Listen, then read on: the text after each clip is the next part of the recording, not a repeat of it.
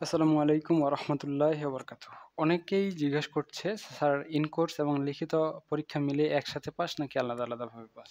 তো এই বিষয়ে জাতীয় বিশ্ববিদ্যালয় নতুনভাবে ইনস্ট্রাকশন দিয়েছে যে ইন কোর্স এবং লিখিত কিভাবে পড়লে পাস করবেন।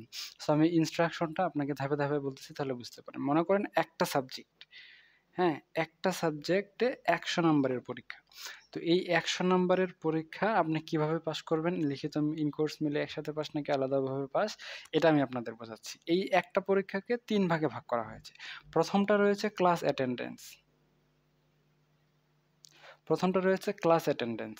ক্লাস অ্যাটেন্ডেন্সে নাম্বার রয়েছে ৫। এই ৫ নাম্বারের মধ্যে আপনাকে ৬০% নাম্বার ১ম এ পেতে হবে। তো ৬০% নাম্বারে কত হয়? ৩ নাম্বার হয়। অর্থাৎ ক্লাসে আপনার কলেজ যদি সারা বছর ১০০ দিন ক্লাস খোলা থাকে, তাহলে আপনাকে কমপক্ষে ৬০ দিন আপনি কলেজে উপস্থিত থাকবেন, আপনাকে থাকতে হবে। যদি না থাকেন সেক্ষেত্রে আপনি এই ক্লাসের অ্যাটেন্ডেন্সে ফেল করলেন। এখন অনেক কলেজেই বেশিরভাগ কলেজে ক্লাস অ্যাটেন্ডেন্সটা যদি নাও করেন তারপরেও এই জায়গায় আপনাকে পাস করায় দেয়। এটা কলেজের মানে ক্ষমতা এতটুকু রয়েছে যে তারা আপনি ক্লাসে না গেলেও তারা আপনাকে উপস্থিত দেখায়, এইটা পাস করায় দিবে। কিন্তু অনেক কলেজে আবার দেয় না। যেমন পঞ্চগড়ে রংপুরে কারমাইকেল কলেজ এখন দেয় না। আবার অনেক বড়, বড় প্রতিষ্ঠানগুলো এখন ক্লাসে ৬০% উপস্থিত না থাকলে আপনাকে কোনোভাবেই কি করবে না, এই ক্লাস অ্যাটেন্ডেন্সে ৩ নাম্বার দিবে না, অর্থাৎ ৬০% নাম্বার দিবে না। এখন এটা যদি না দেয় তাহলে কি হবে? তাহলে আপনি ইন কোর্স পরীক্ষায় বসতে পারবেন না। ইন কোর্স পরীক্ষায় যদি বসতে না পারেন তাহলে কি হবে আমরা বলতেছি। তো আপনার ১ম এই চলে আসে কি? এই ১০০ র মধ্যে ৫ নাম্বার চলে আসে ক্লাস অ্যাটেন্ডেন্সে। আর বাকি ১৫ নাম্বারে আপনার হচ্ছে ইন কোর্স লিখিত পরীক্ষা। মানে ইন কোর্স পরীক্ষা হয়। বাকি ১৫ নাম্বার আপনার কি হবে? আ ইন কোর্স পরীক্ষা হবে। এই ১৫ নাম্বারের মধ্যে আপনাকে ৬ নাম্বার পাইতে হবে। ১৫ নাম্বারের মধ্যে কত নাম্বার পেতে হবে? ৬ নাম্বার পেতে হবে। এই ৬ নাম্বার সমান, সমান কয় পার্সেন্ট? ৪০%। ৬ নাম্বার সমান, সমান ৪০%। তাহলে আপনি যদি আপনার ক্লাসে ৬০% উপস্থিত থাকেন অথবা আপনাকে যদি কলেজ থেকে এইটা পাস করায় দেয় ক্লাস অ্যাটেন্ডেন্সটা, তাহলে আপনি ইন কোর্স পরীক্ষায় অংশগ্রহণ করতে পারবেন। ইন কোর্স পরীক্ষায় ১৫ নাম্বারের পরীক্ষা হবে। আপনাকে কমপক্ষে ৬ নাম্বার পেতে হবে। তাহলে ৪০ নাম্বার পেলে আপনি ফরম পূরণ করতে পারবেন ফাইনাল পরীক্ষার জন্য। তাহলে এখানে রয়েছে ১৫ নাম্বার। তাহলে ১০০ র মধ্যে এতদিন এত এত এতটুকু পর্যন্ত ১৫ নাম্বার চলে আসলো। যদি ক্লাসে অ্যাটেন্ডেন্সে ৬০% থাকে তবেই ইন কোর্স পরীক্ষা দিতে পারবেন। অন্যথায় পারবেন না। এখানে রয়েছে ফর্ম ফিল আপ। ঠিক আছে? সো এই ফর্ম ফিল আপটা করতে পারবেন যদি ইন কোর্স পরীক্ষায় ৪০% নাম্বার থাকে। ইন কোর্স পরীক্ষায় বসতে পারবেন যদি ক্লাস অ্যাটেন্ডেন্স ৬০% থাকে বা কলেজ থেকে আপনাকে দেওয়া হয়। আর বাকি রয়েছে ৮০ নাম্বার। এই ৮০ নাম্বার হচ্ছে আপনার লিখিত পরীক্ষা। ৮০ নাম্বার কি পরীক্ষা? লিখিত পরীক্ষা। তো ৮০ নাম্বারের মধ্যে আ সরি হ্যাঁ, জি ৮০ নাম্বারের মধ্যে আপনি যদি ৩২ নাম্বার পান, সেক্ষেত্রে আপনার কি হয়ে যাবে?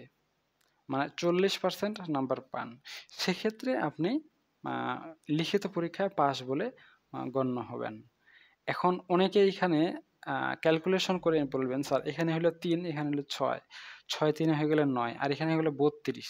তাহলে আমাদের তো নিয়ম হচ্ছে যে ১০০ র মধ্যে ৪০ পেলেই আমরা পাস। অর্থাৎ ৪০% নাম্বার পেলে পাস। এখানে তো ৪১ হয়ে যাচ্ছে।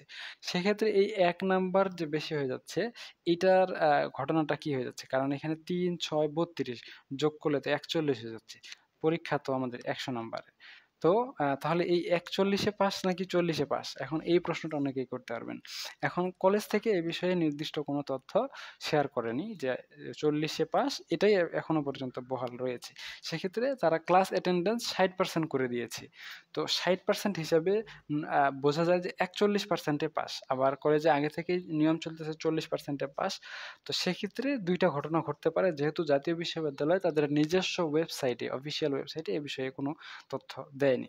তো সেক্ষেত্রে ২ টা ঘটনা ঘটতে পারে যে আপনাকে এখন থেকে ৪১ এ পাস এই নিয়মটা চালু হয়ে গেছে বা এই নিয়মটা ফলো করতেছে জাতীয় বিশ্ববিদ্যালয়। কিন্তু অফিসিয়াল নোটিশ নাই।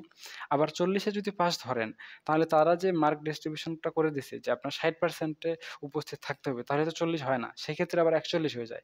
তো সেক্ষেত্রে হয়তোবা লিখিততে ৩১ পেলেও পাস করায় দিতে পারে বা ইন কোর্সে ৫ নাম্বার পেলেও পাস করে দিতে পারে বা ক্লাস অ্যাটেন্ডেন্সে ৪০% নাম্বার থাকলেও পাস করে দিতে পারে বিশেষ বিবেচনায়। তবে এইটাই বেশি প্রেফারেবল। হয়তোবা আপনি যদি 40% উপস্থিত থাকেন ক্লাসে, সেক্ষেত্রেও আপনাকে কি করে দেওয়া হবে, পাস করে দেওয়া হবে। এটা হচ্ছে নতুন নিয়ম। আচ্ছা, এই নতুন নিয়মটা কাদের জন্য প্রযোজ্য? বলতে পারেন না স্যার এটা কি আমাদের জন্য প্রযোজ্য? কাদের জন্য প্রযোজ্য? আমি আপনাদের একদম ক্লিয়ার কাট কথা বলতেছি। এখন তো চতুর্থ বর্ষের পরীক্ষা চলতেছে। আজকের তারিখটা দেখে নেন। এখন চতুর্থ বর্ষের পরীক্ষা চলতেছে প্রায় শেষের দিক। এবং এই চলতি মাসেই 24 তারিখে প্রথম বর্ষের পরীক্ষা শুরু। চলতি মাসেই। আপনি আজকের তারিখটা, ডেটটা দেখে নেন। তো চলতি মাসে, আচ্ছা আমি ডেটটা লিখে দিচ্ছি তাহলে আপনাদের আরো সুবিধা হবে বুঝতে।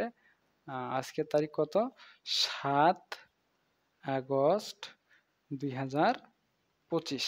এখন কারেন্ট সিচুয়েশনে জাতীয় বিশ্ববিদ্যালয়ের কি হচ্ছে, ফোর্থ ইয়ারের পরীক্ষা চলতেছে প্রায় শেষের দিক। ফার্স্ট ইয়ারের পরীক্ষা হবে 24 তারিখ, আজকে 7 তারিখ, হ্যাঁ। ডিগ্রি এবং প্রিলিমিনারি মাস্টার্স যাদের পরীক্ষা চলতেছে আগস্ট, তো সেপ্টেম্বর, অক্টোবর, নভেম্বর পর্যন্ত যাদের পরীক্ষা চলবে তাদের জন্য এই নিয়মটা প্রযোজ্য নয়।